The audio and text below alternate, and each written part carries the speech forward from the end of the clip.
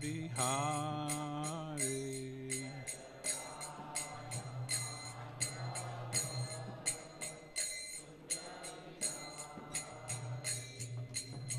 Gopijana Vallabha Girivardhari.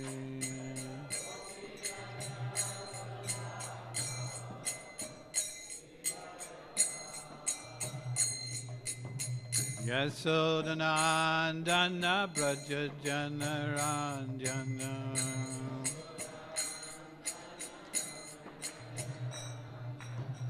Yamuna Tira Vanacharya.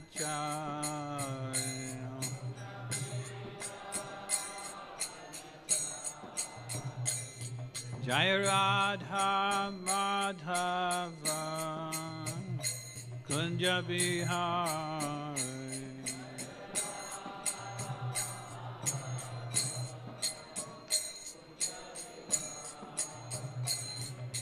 Gopi Jana Vallabha Girivardhari.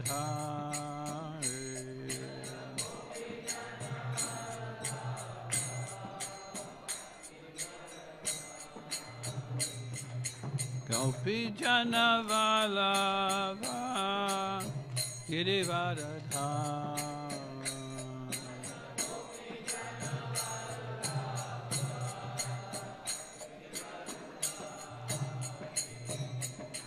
Yasodanandana Braja Janaranjana.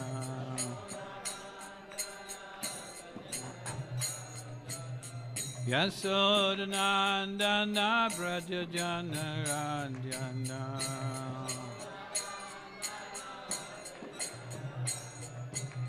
Jamuna Tira Vanacharya.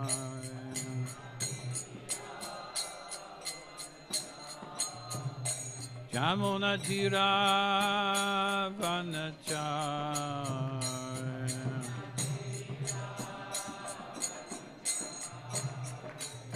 Jaya Radha Madhava Kunja Bihari.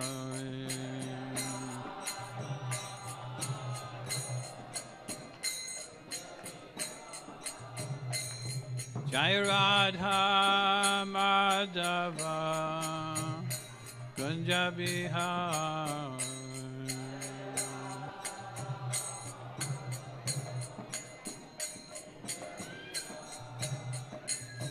Jaya Radha Madhava Kunja Bihari.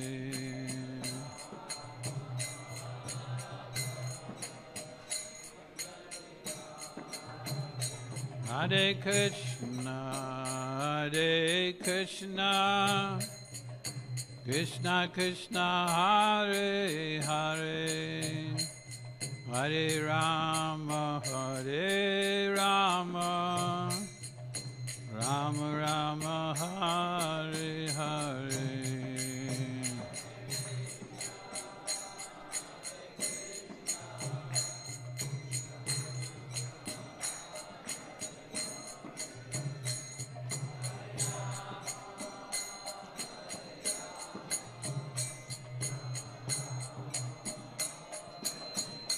Hare Krishna, Hare Krishna, Krishna Krishna, Hare Hare, Hare Rama, Hare Rama, Rama Rama, Hare Hare.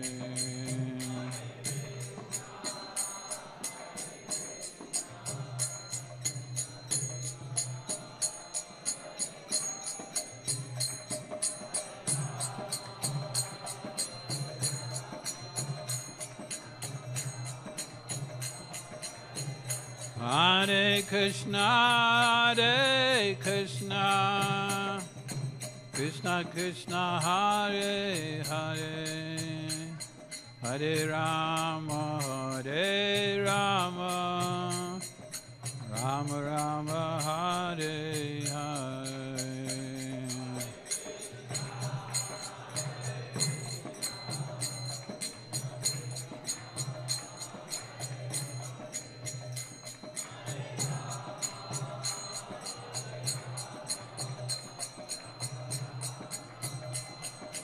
Jaya Jaya Prabhupada, Prabhupada, Prabhupada, Jaya Jaya Prabhupada.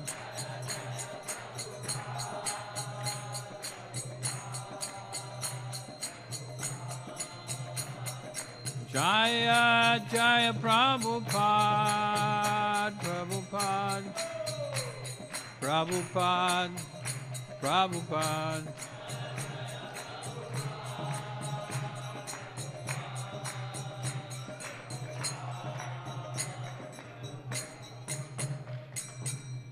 Jayam Vishnupad Paramahamsa Paravakachara Satar Shri Sriman His Divine Grace A.C. Bhaktivedanta Goswami Maharaj Srila Prabhupada Ki Srimad Bhagavatam Class Ki Thai Gaur Premanandi.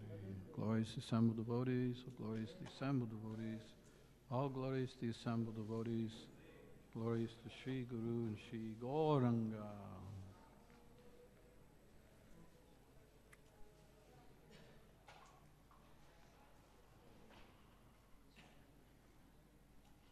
Glasses.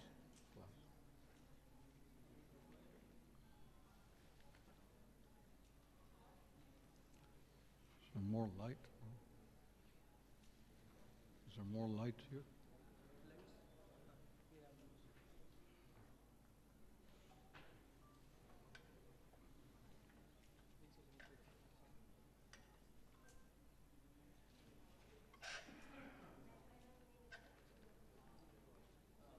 So this morning we're reading from Srimad Bhagavatam, Canto 5, Chapter 1, Text 11.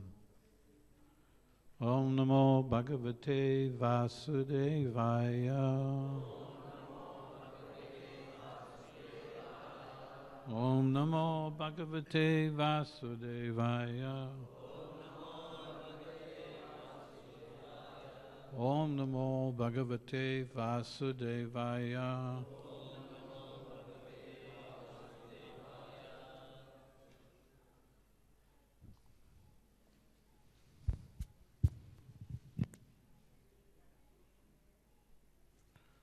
Shri Bhagavan Uvacha Nibbodhate tam ritam bhavimi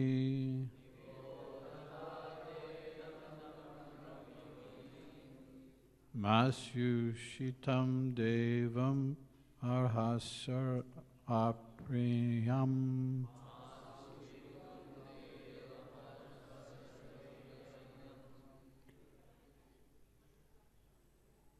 Vayam bhavaste tata esha marsir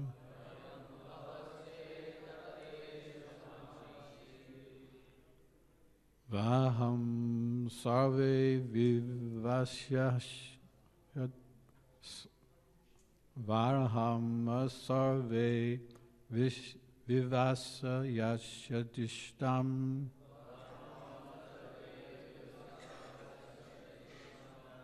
Nibbodhatat te damritam bhavimi Masyushitam devam arhasya premeyam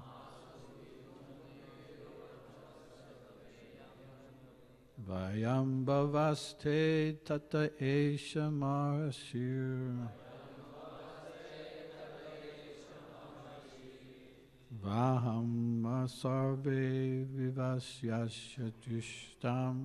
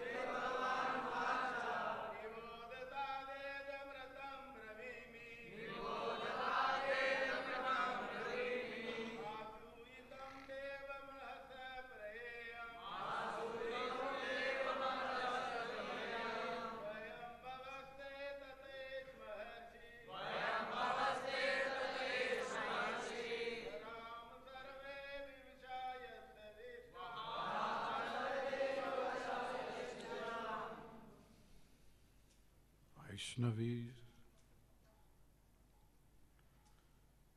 So, how do you do this? Should be read in Hindi or what? Okay, so I read the English.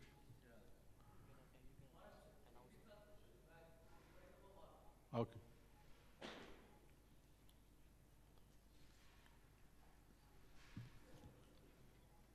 Sri Bhagavan Uvacha, the Supreme Person, Lord Brahma, said, Nibbodha, kindly hear with attention. Tata, my dear son. Idam, this. Ritam, true. Bravimi, I am speaking. Va, not. Asuyitam, to be jealous of. Devam, the Supreme Personality of Godhead. Harasi, you ought. Apremeyam, who is beyond our experimental knowledge. Vayam, we. Bhava, Lord Shiva. Te, your. Tata, Father. Esha, this. Maharishi, Narada. Vayama, Vaihama, carry out. Sarve, all. Vivasha, unable to deviate. Yashya, of whom. Drishtam, the order. Translation. Lord Brahma, the Supreme Person within this universe, said, My dear Priyavrata, kindly hear attentively what I shall say to you. Do not be jealous of the Supreme Lord, who is beyond our experimental measurements. All of us, including Lord Shiva, your father, and the great sage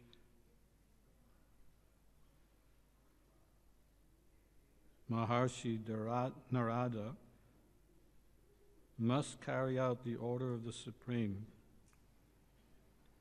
We cannot deviate from this order. Srila Prabhupada's purport. Of the 12 great authorities in devotional service, 4, Lord Brahma himself, his son Narada, Swayambhuva Manu, and Lord Shiva were present before Priyavrata. They were accompanied by many other authoritative sages. Brahma first wanted to impress upon Priyavrata that although these great personalities are all authorities, they cannot possibly disobey the order of the Supreme Personality of Godhead, who is described in this verse as Deva, which means always glorious. The power, glory, and potency of the Supreme Personality of Godhead can never be diminished. In the Ishopanishad, the Lord is described as Apam Vida, which indicates that he is never affected by anything materially considered sinful. Similarly, Srimad Bhagavatam describes the Supreme Personality of Godhead as being so powerful that nothing we might consider abominable can affect him. An example sometimes given to explain the position of the Supreme Lord is that of the sun, which evaporates urine from the earth, but it is never affected by contamination. The Supreme Lord can never be accused of doing anything wrong. When Lord Brahma went to induce Priyavrata to accept the responsibility of ruling the universe, he did not go whimsically. He was following the directions of the Supreme Lord. Indeed, Brahma and other genuine authorities never do anything without his permission. The Supreme Lord is situated in everyone's heart. In the beginning of Srimad Bhagavatam, it is said, Taini Brahma Hridaya Hari Kavaye. The Lord dictated Vedic knowledge to Brahma through his heart. The more a living entity is purified by devotional service, the more he becomes in direct contact with the Supreme Personality of Godhead, as confirmed in the Srimad Bhagavad Gita. Tesham satatam yuktanam bhajatam priti bhuvakam tadami buddhi yogam tam yena mam upayanti te. To those who are constantly devoted and worship me with love, I give the understanding by which they can come to me. Bhagavad Gita 10:10. Lord Brahma, therefore, had not come to Priyavrata by his own whims. Rather, it is understood that he had been ordered to pursue Priyavrata by the Supreme Personality of Godhead, whose activities cannot be understood by material senses, and who is therefore described here as aprameya.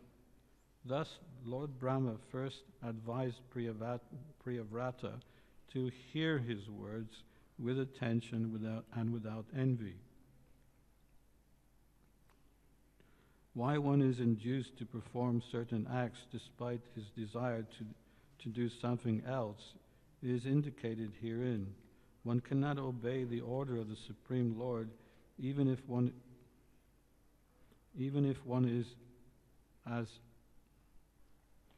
cannot disobey the order of the Supreme Lord even if one is as powerful as Lord Shiva, Lord Brahma, Manu, or the great sage Narada. All these authorities are certainly very powerful, but they do not have the power to disobey the orders of the Supreme Lord. Since Lord Brahma had come to Priyavrata in accordance with the order of the Supreme Lord, he first wanted to dispel any speculation or suspicions that he might be acting as Priyavrata's enemy. Lord Brahma was following the order of the Supreme Lord, and therefore it would be worthwhile for Priyavrata to accept Lord Brahma's order as the Lord desires. Om Agyatamandasya Janandana Salakaya Chaksuramilitam Yena Tasmai Sri Gurave Namaha Sri Chaitanya Mano Vishtam Stapitam Yena Bhutale Swayam Rupa Gadam Mayam Dadati Swabadantikam Vanchakalpatubhyascha Kripa Sindhu Bhaevacha Patitananam Bhavanebhyo Vaishnavebhyo Namo Namaha Sri Krishna Chaitanya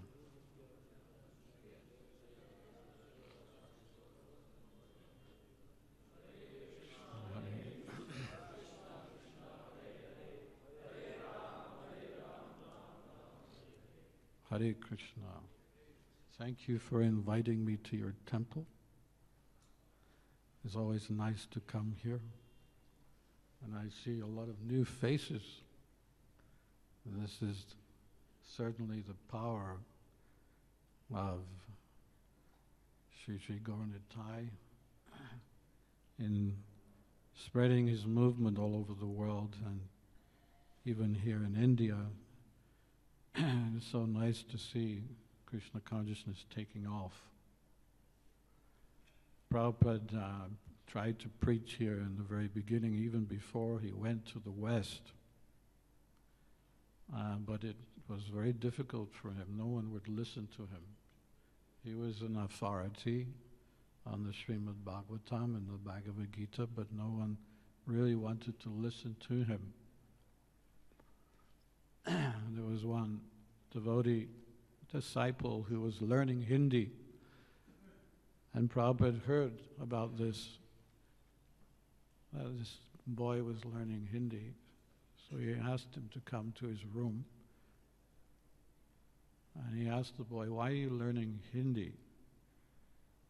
And the boy said, "Because I want to preach to the Hindus." And Prabhupada said, "I've been preaching to the Hindus all my life, but I've never made one devotee." What can you do? Of course, the order of his guru was to go to the West and preach Krishna consciousness, but then having done that and made an impact, he then came back to India to give Krishna consciousness to the local people.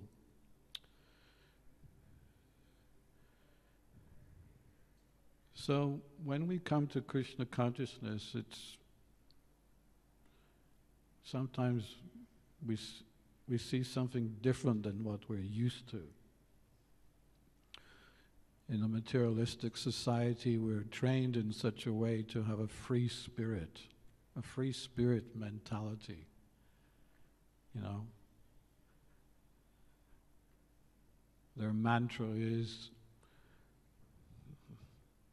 "We want more, we want more, we want more."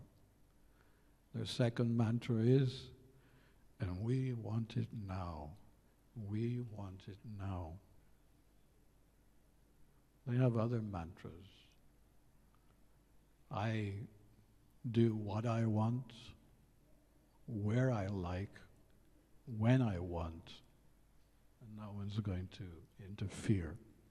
This is called a free spirit mentality.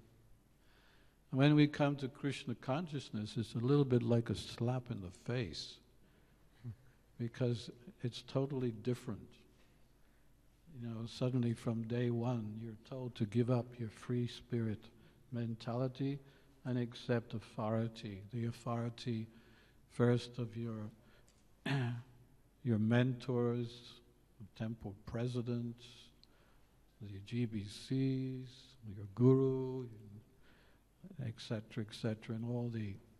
In fact, we have a whole parampara system going right up to Krishna, whom we accept as our authority. And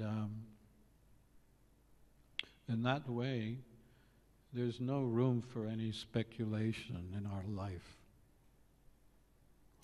Because mental speculation is something that is easily performed. To do the right thing is not so easy, but to engage in mental speculation, it's much more easier. And this is the tendency is, this is the kind of thing we like to do.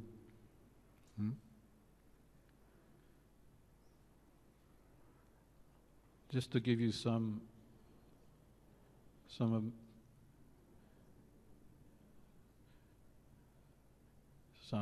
highlight some experiences that I had when I first became a devotee.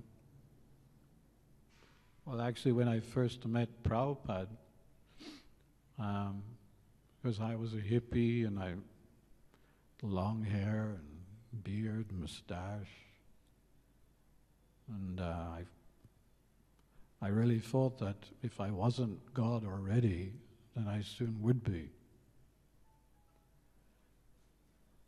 And I came to the temple, and one devotee was preaching to me, and then suddenly he bowed down at my feet. And I thought, wow, this guy really understands me. But when he got up, he said, "Oh, did you see my guru?" He said, "Prabhupada was in the temple, and he was going from his room to the bathroom, and he had to walk along the corridor. So he was on the foot of the stairs, and he could see Prabhupada walking. So that's why he bowed down. It wasn't because of me. I was a little disappointed, of course. But he said, if you want, you can come and listen to him tonight. He's giving the Bhagavad Gita. Starts at 7:30. So I did come, but because I was a hippie and I had no conception of time and I didn't really care about time, I arrived a little late. It was 8 o'clock I arrived. Prabhupada was already giving the class. And he was sitting on the left side, and on the right there was Radha Landanishwara. I decided to sit as far away from Prabhupada as possible and sat right next to the deities. And then as soon as I sat down, I started to engage in mental speculation. And I was even a little offensive to Srila Prabhupada. I was thinking, why are all these young people listening to this old man? You know, because as hippies, we didn't accept the older generation. They had done nothing for the world. There were 2 world wars, and the Vietnam was also going in full swing. So we wanted to start a new revolution. So as I was thinking like that, suddenly devotees looked in my direction. They were turning around and looking at me, and I couldn't figure out why they were looking at me. Well, then after some time, it was about 10 minutes like this, and I was a little bit confused, but then I realized what the problem was. And the problem was I hadn't changed my socks in 8 or 9 days. And my feet were smelling quite bad. The head Bajari got up. She didn't light one incense stick. She had a bunch of them in her hand, just to counteract the smell of my feet. So when Prabhupada finished his class, he went up to his room, and one devotee came up to me. He said, "Do you want to come back here again?" So I said, "Why not? Can you please change your socks before you come?" So that was my first lesson in Krishna consciousness. Since that day, I have had clean feet. Hari Bol.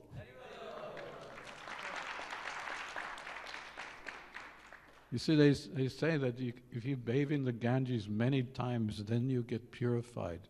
But one moment's association in the association of the pure devotee, it can completely transform your life.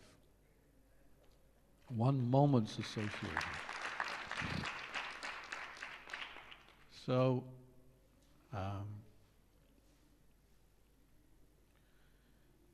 the second time I got slapped in the face was when I joined and I became a devotee, and I had been a devotee for about 3 months, maybe even less, two or 3 months.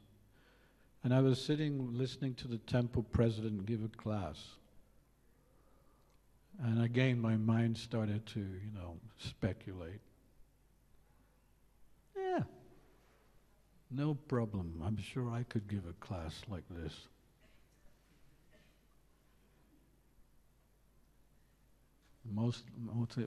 Practically all through the class, I was thinking how wonderful I was, and how it was no big deal. The next morning, after Mangalarti, the same temple president gave an announcement. And he said, Bhakti Dev was going to give the Bhagavad Gita class that night. And I was shocked. Wow, did he read my mind? I came up to him, I said, Prabhu, it's okay. I'm sorry.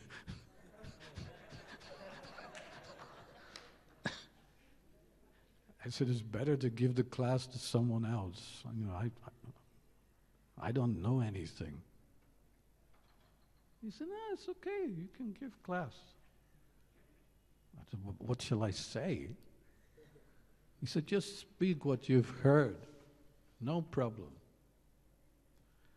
And the thing is, in those days, it was not like you can pick and choose what you wanted to do and what you didn't want to do. If the temple president said, you're giving class, you're giving class. That's how it was in those days. So there was no turning back. And I tried to prepare myself all day long. And that evening, when it was time to give the class, because in those days we didn't have Jaya Radha Madhava, we would chant the Hare Krishna mantra before the class. So I exhausted the Hare Krishna mantra for as long as I could. I struggled through the Sanskrit, and I even struggled for the English because I had taken so many drugs, I had become illiterate. And then when it came to giving the class, this is what I said.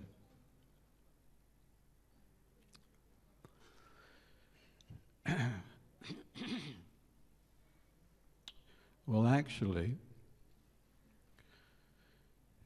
we're not this body, we're spirit souls.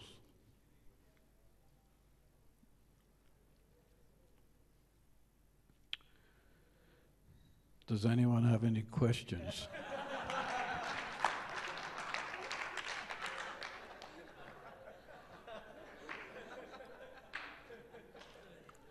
And there were no questions. And my face went red. And you could literally see the false ego coming from this head of mine, rising and entering into the ether. And I was very embarrassed. And I vowed there and then that I would never ever look at one of my seniors again and think that I was better than them. Haribol.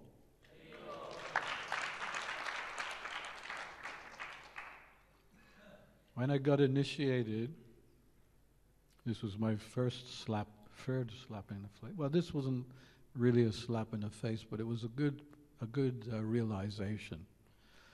So I got initiated in 1972 in Trafalgar Square in London. And the next day, we were asked to go on the street and collect Guru Dakshin. Because it's not like today, if you get initiation, you just go to the grihastas and say, Guru Dakshin, please. But in those days, there were no grihastas. We were all brahmacharis or brahmacharinis. So we had to go on the street, and we wore, kurta, dhoti kurta, tilak. We never hid ourselves in those days. We were up front, and we would come up to people, excuse me, sir, could you give some money, some Guru Dakshin? I got initiation yesterday, and I'm coming out this morning to collect Guru Dakshin, to give to my spiritual master, and for my appreciation that he gave me initiation. So some of them were like, Guru what? Guru what? In England they speak down their nose a lot. Guru what? Guru Dakshin, sir. Oh, here you are, be off with you, Anyway, this was the way we collected the Guru Dakshin. And in the evening, we put the money together. And the next morning after Prabhupada's class, we were ushered up into his room. And I was the one that was asked to give the money, and the Guru Dakshin. So as we came in, we paid our obeisances. And Prabhupada he was facing the window, or looking out of the window, and he was chanting japa. So then after a few moments, he turned around, and then we paid our obeisances again. And then I mentioned how we are now giving you this Guru Dakshin, Srila Prabhupada, in appreciation for giving us initiation. And then we paid our obeisances again. And then Prabhupada said to his servant, give them Mangal Arti sweet.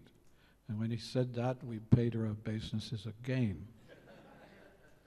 And when we had the sweet in our hand, we didn't know whether to eat it there or wait until we got outside. So we ended up paying our obeisances again. And by this time, Prabhupada thought this was very amusing, that these British boys and girls, they were bowing down, every second, every 2 seconds bowing down. Because it's not our nature, in English people, we are very proud by nature, it's one of our traits. And but in front of Prabhupada, we were bowing down. We must have bowed down about 7 times, 8 times within 3 minutes. And then Prabhupada was, he was smiling, and he said, thank you very much. And then we bowed down again. And then we got up, and then he went, okay, thank you so much. And then we paid our obeisances the last time, and then staggered out of the room. And I said to the servant outside, I said, wow, we really made a mess of that, didn't we? And he said, no. He said, that was perfect. He said, you should not, in front of the spiritual master, you should feel like a fool. He said, if you feel anything different than a fool, then you really are a fool. So this is important. It's okay, you don't need to clap. I'm just repeating from the authorities, so it's not me speaking. They're speaking for me. It's okay, so don't clap. It's not necessary. Is that okay? You don't mind? Right. So this is important that that we learn the art of being a devotee.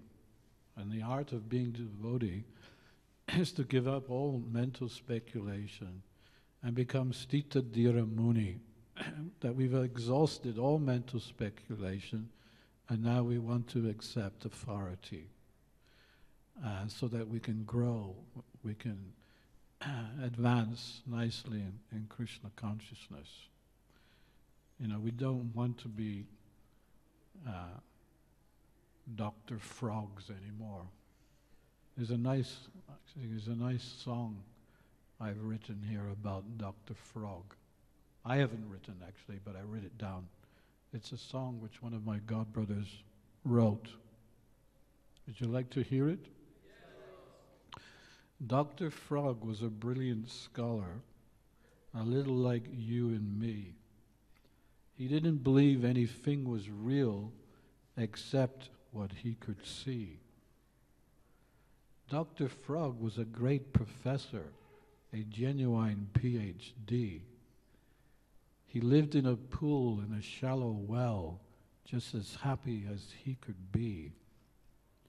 He measured the sides to the top of the sections that he could see, and then wrote a book on the universe by thinking inductively. There is nothing beyond our inspection, he would say with finality. It's conclusive truth we accept prior in relativity. Then came a fateful day. A frog who lived by the sea descended within his tiny pool and spoke with great subtlety. I have come from the shore of the ocean in a land of infinity. The water there is inconceivably deep and exists for eternity.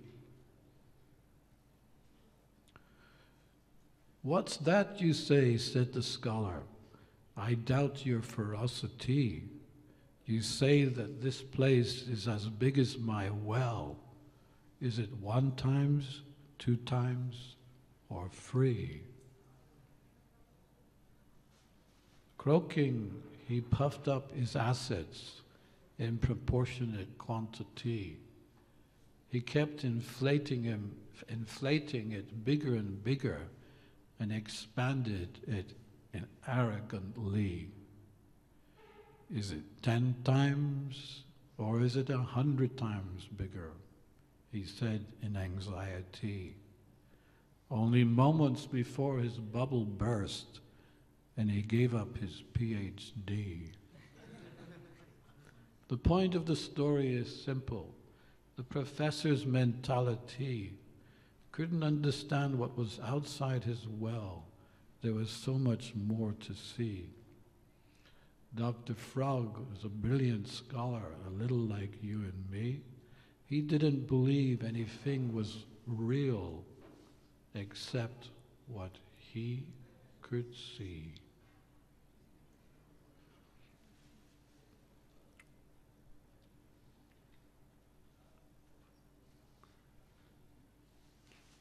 The first astronauts that went out into space, they were from the Soviet Union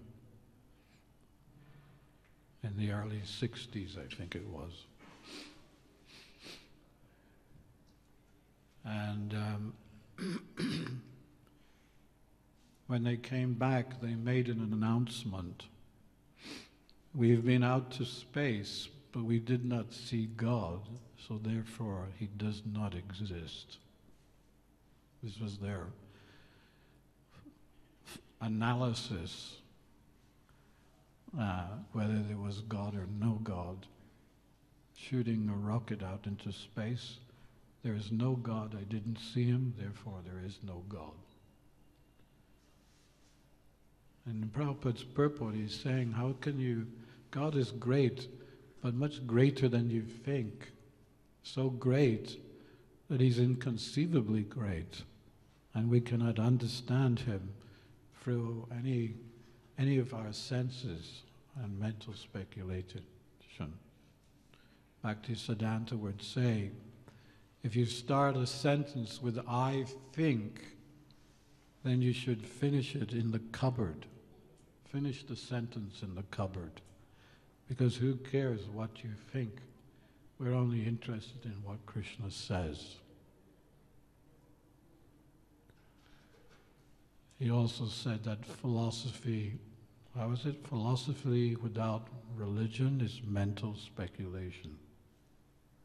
Philosophy without religion, is it that? Or religion without philosophy is mental speculation. Yeah. So even Lord Brahma, when he was born on the lotus flower, and he was looking around, it was just darkness, and he wanted to know who he was and what his purpose was, so he also engaged in mental speculation. And he started to climb down the inner core of the stem, the lotus flower, which he was born on. But then he got exhausted and went back up on the lotus flower. And then, as we read in the Bhagavatam, he heard the words tapa, which means that one has to perform some austerity if you want to understand the absolute truth. So then he did that for 100 celestial years, and then Krishna imparted all knowledge to him. So Lord Brahma is the most intelligent person within the universe. If he has to perform austerities, then to understand who he is and the absolute truth, so what to speak of us?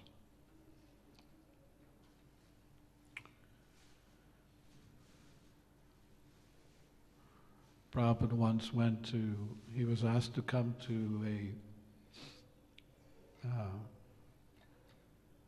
Gita Jayanti celebration. I think it was in Nellore or somewhere in India.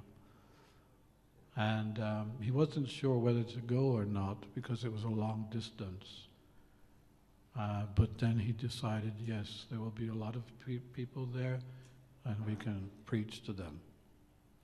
So when he arrived, he noticed that there was no picture of Krishna, and instead of Krishna there was a candle. And when it was his turn to speak, he said, "This is the appearance day of the Bhagavad Gita, which is the most authoritative scripture here in India, spoken by Lord Krishna himself. He is the author. 700 text messages, the absolute truth, but instead of having a picture of Krishna, you have a candle. Therefore you have misunderstood Bhagavad Gita." He was very straightforward. You have misunderstood. He said, just like when you have a political meeting, you always have a picture of Gandhi and Nero. Always. The previous political acharyas are there, so everyone can see. But here you are celebrating Bhagavad Gita as appearance day, but where is the author? Where is the picture of Krishna? And instead of Krishna you have a candle. So he really, really gave it to them. And of course we know ourselves that there are so many translations of the Bhagavad Gita had been written even before Prabhupada's Gita. But ever since that time, even more Gitas have been, commentaries have been published. But not one Bhagavad Gita has produced a devotee. When Prabhupada published his Bhagavad Gita, immediately, there was not even before the Bhagavad Gita was published. So I remember we didn't have the full Bhagavad Gita. It was the, what's that company called? Macmillan, yeah. And it was a very short version of the Gita. It was just a few lines of purport, but still, because Prabhupada, was acting on the authority of his Guru and Krishna, so whatever he did, it was bona fide and successful. This is our success. This is our success. Otherwise, how can we do anything?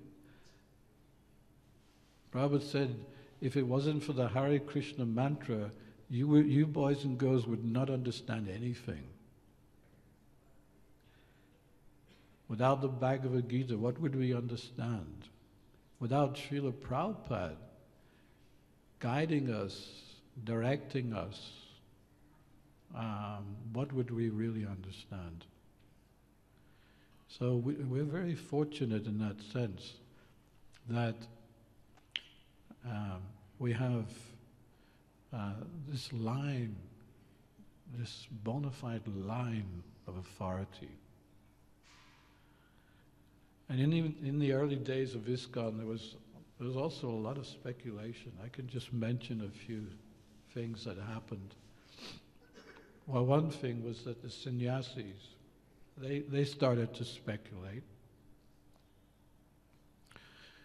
And they would preach to each other that when you go preaching, and they would preach to the brahmacharis the same thing, when you go out preaching, don't distribute any books to women. Because if you distribute a book to a woman, she may become a devotee. And if she becomes a devotee, she will have to get married, and you may have to marry her. This was the speculation.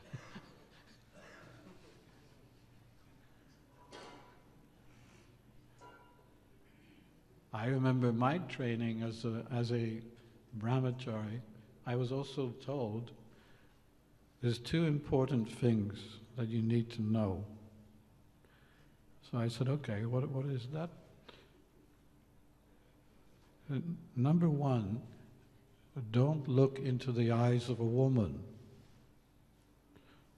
And number two, don't let any women defeat you. I said, okay. Some months later, I was asked to come to a festival along with some other devotees. There's a Mind, Body, Spirit festival in London. We're invited to that festival every year. And all these spiritual people come to see what knowledge they can get from the festival. So at one point I was asked to man a book table, and after some time a very attractive girl came up and she said, "What is that book, Bhagavad Gita?" So then I was explaining what the Bhagavad Gita was. Well, the Bhagavad Gita is about 5,000 years old. It was spoken by Lord Sri Krishna, who is the Supreme Personality of Godhead. And this is how I was preaching. I was going around her like this. And then at some point she stopped me. She said, "Do you have a problem?" I said, "No, why?" She said, "Well, the last 10 minutes you haven't even looked at me once. I was the one who asked the question, not the ceiling or anywhere on the floor." So I realized I was in a little pickle. I had to get out of this because this woman was defeating me. Well, I've got to give up one of these principles, one of these instructions. Either I look at her in her face and eyes and say the same thing, or, I let her defeat me. So what was I going to decide? So I decided to say again everything I said and looked right at her. And then she said, "Thank you very much. And how much is your Bhagavad Gita?" And I sold her a Bhagavad Gita. So afterwards I was thinking, so what's Krishna trying to tell me here? And then of course when I inquired from other seniors, I realized that the instructions that I got were not exactly the right instructions. Another sannyasi said to Prabhupada, "Prabhupada, I'm never going to ever speak to a woman or look at a woman again." And Prabhupada laughed at him. He said, "Where is there such an instruction? Where is there such an instruction?" He said, "Yes, okay, you can look once, that's okay. If you look twice, that's..."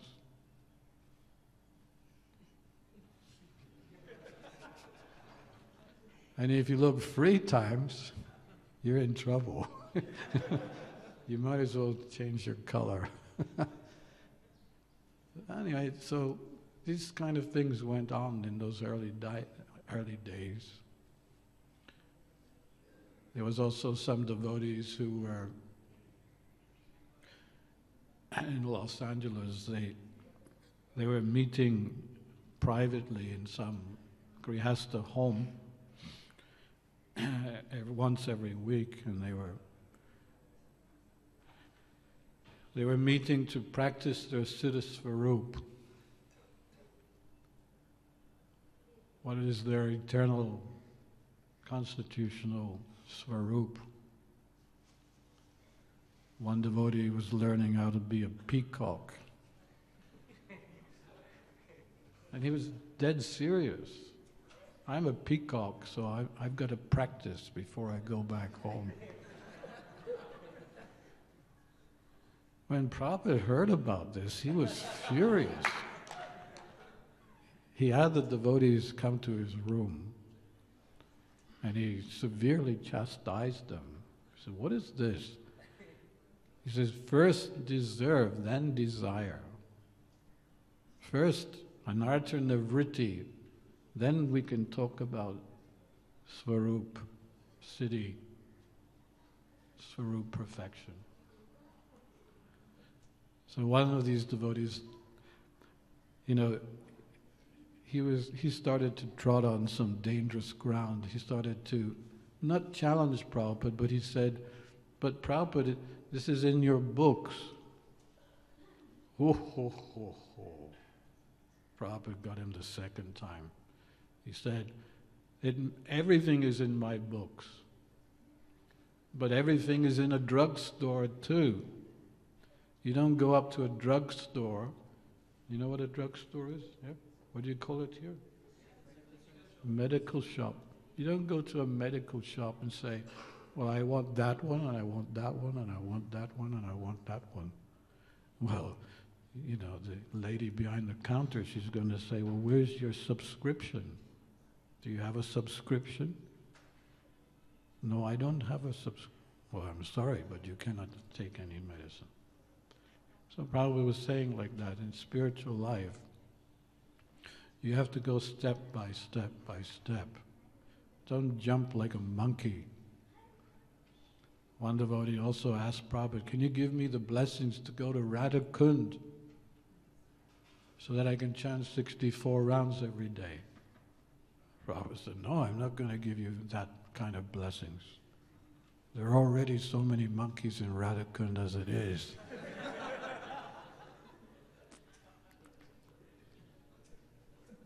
So, this is the challenge we have to be a devotee, getting it right. There was one sannyasi, actually he wasn't a sannyasi, he was the Prabhupada's editor. He was Prabhupada's editor, Sanskrit editor.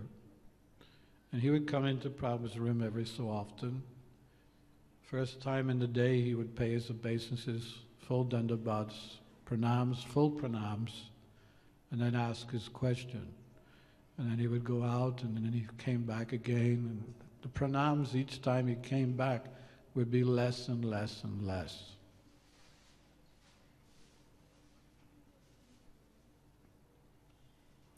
And then I'd come to a point where you'd up and down, up and down. And Prabhupada said, "What is this hatchet obeisances?" He said, "Full obeisances." What? No hatchet obeisances. And then another servant, he was a sannyasi, he went to the other extreme. He would come into Prabhupada's room, lie down right at his feet, and start chanting all these mantras for about 5 or 10 minutes in glorification of the Guru. He wanted to impress Prabhupada. So Prabhupada tolerated it for several days. But then he said, "What are you doing down there on the floor? How can you do any work lying down on the floor? Get up," he said, "get up." So this balance has to be there, and we get that balance through approaching the authoritative enlightened persons. Okay, I don't know what time am I supposed to finish? 9 o'clock? Yeah?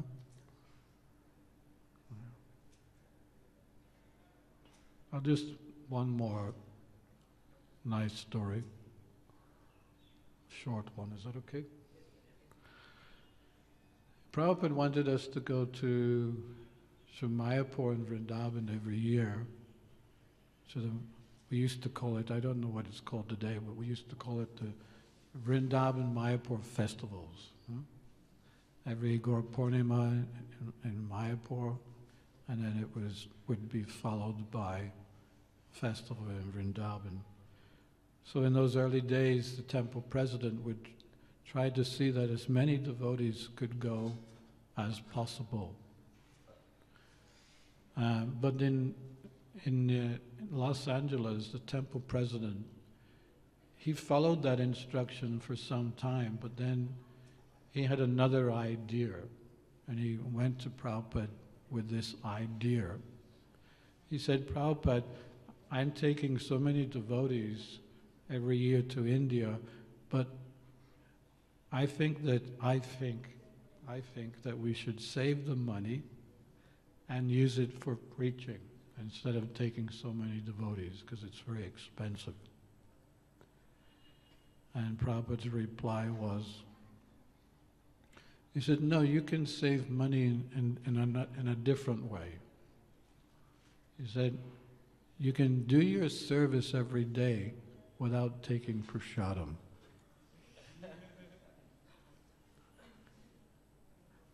And of course, his point was very simple. You cannot do any service without taking prasadam. Sometimes when his servants would go on a little fast, Prabhupada would chastise them severely. Why are you not taking prasadam? Oh, I just want to reduce in my eating, Prabhupada. What are you talking about, reduce in your eating? You have to serve. You have to massage me every day. Where are you going to get the strength to massage me? Go and eat, he would say. Take prasad. And then take more prasad. So this was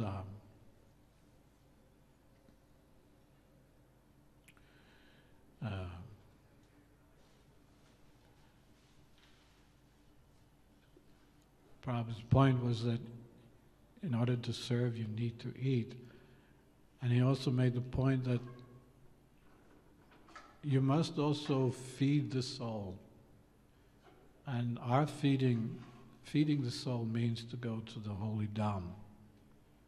So regularly going to the holy dham is essential for all of us. It's not that we can do without it.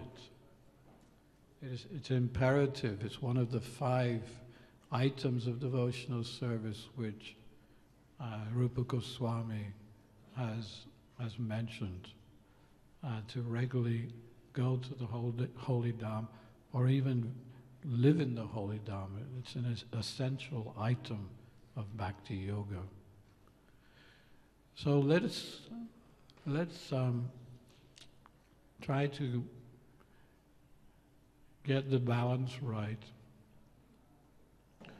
I've given a few stories here, some anecdotes of what it was like in the early days. Probably nowadays you have other kinds of mental speculations. Yeah? But the mental speculations are not really helping us.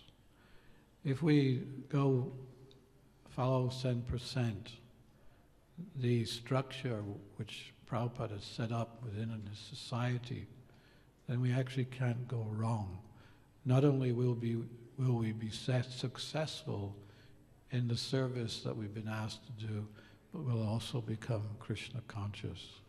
By following the order of Guru and Krishna, all the imports of the Vedas are revealed to us automatically. It's an automatic system.